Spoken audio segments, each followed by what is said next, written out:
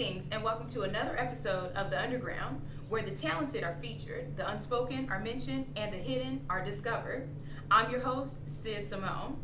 There are four main components of hip hop: the b-boy, the DJ, the MC, and graffiti art. An Austin native by way of Houston is in the house today to tell us how his music will influence the transition of hip hop. Don't be scared, but this is The Underground.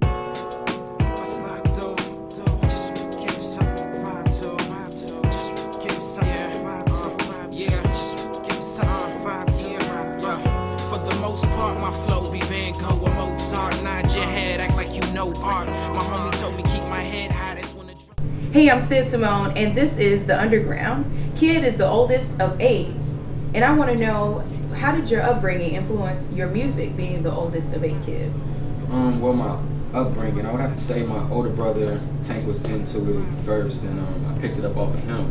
But for the most part, my mother was our biggest influence because she was heavily into R&B music and things like that. And during the 90s, that's where I picked up most of my influence of music. And on your MySpace page, you mentioned how you like East Coast music. Tell me how the difference of East Coast, West Coast, and Southern rap.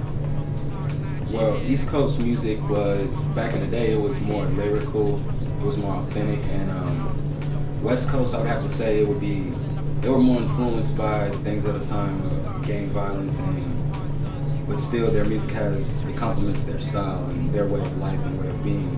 And the same goes with the South. We like to have a good time, but there's also some lyrical aspects that are starting to come into the picture with the music in the South. So They say the South likes to have a good time, and I noticed in the South they like to do the dances, the stanky leg, the rack daddy. Do you do any of those? Flex. The flex?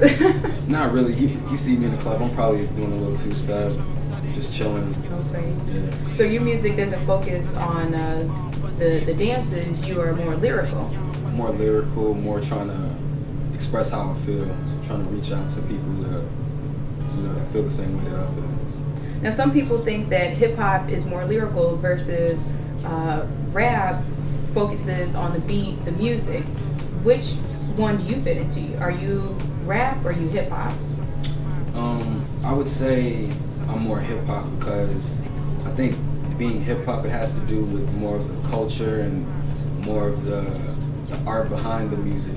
When rap is more like people that just want to do something, free time, anybody can do it type of thing. That's what rap is. But actually doing hip hop, you have to be blessed and, something like that.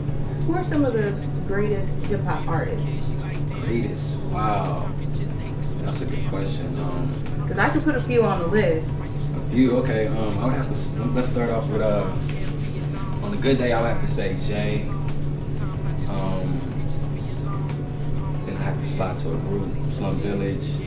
Talib Kweli, Mos Def, Common, okay. Erykah Badu. I'm just trying to add a few to the list. Let's say, man, you put me on the spot with the hip hop joints. Let's see. Some of your favorites. My favorites. That influence your music. Blue. He's an upcoming artist out of California. I really look up to him, even though he's an upcoming artist, just because he's somewhere where I want to be as far as music.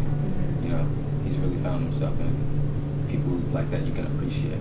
There's an event that occurs in Austin, your hometown, the South by Southwest event, and a lot of up-and-coming artists flock there every year. It occurs March 17th through the 21st this year. Tell me your experiences there. You've performed there before, correct? Yeah, South by Southwest is a music event that we have there every year, and it is the biggest music event in the world that happens around that time. There's no other live music event that goes on in the world that is bigger than South by Southwest, and it's great for up-and-coming artists. You meet a lot of people. It's a place to showcase your art, meet a lot of executives from companies, and just to put your music out there. Okay. So say you're walking through the South by Southwest event and you bump into what artist would you rather bump into, and they say, hey, I want you to collab with me on this CD. Who would that be?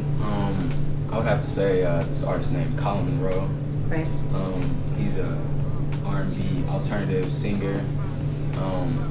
has great music, really in touch with himself, and I really like his music, so I would love to work with him. We'd probably shoot right to the studio. Okay. And there are a lot of genres of music that influence a lot of artists. What genres of music influence your music? I would say alternative and electronica lately, Okay. but I've done a lot of house, drum and bass. What about electronic interests you? Just the sounds that they use, the way they manipulate the drums. It just gives you a more up-tempo, jumpy feel. Mm. But I like to tie that in with a little 90s twist, but Right. just keeping it all hip-hop. It's all hip-hop though. And tell me where, if I'm out, and you know, a lot of people are downloading music on the internet. You can get CDs for free. Yes. Why do I want to purchase a Kydd CD? Well, first, the artwork's probably gonna be amazing. And, Okay. The artwork.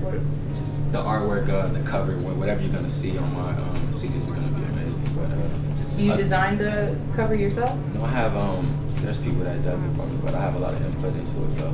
Okay. The music, it's all original. There's no beats. I'm not jacking for beats from any other artists. They're So all you're not original. into sampling? No, I'm definitely in the sampling, but I'm not using other people's beats, industry beats. So I have a lot of in-house production, and I produce myself. So yeah. And where can we find one of your CDs?